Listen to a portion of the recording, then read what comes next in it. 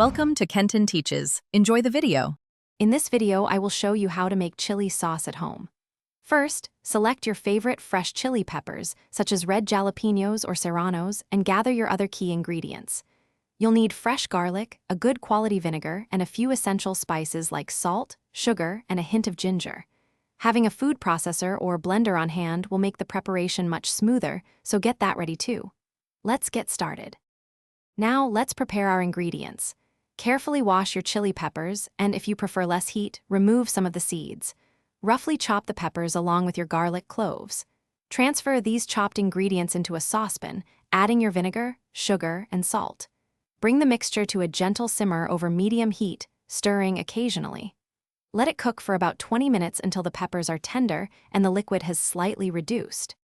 Once your chili mixture has cooled slightly, it's time to blend it into a delicious sauce.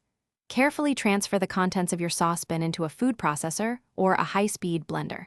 Process until you achieve your preferred consistency, whether you like it perfectly smooth or with a bit of texture.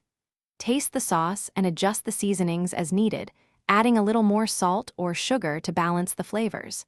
This step is crucial for personalizing your sauce. Finally, let's talk about storing your homemade chili sauce.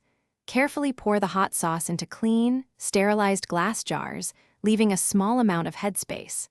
Seal the jars tightly and allow them to cool completely before refrigerating.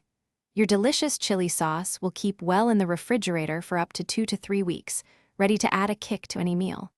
Remember to check the description for a link to the Owala water bottle and other great deals. Enjoy your culinary creation. Thanks for watching. Please subscribe if this video was helpful.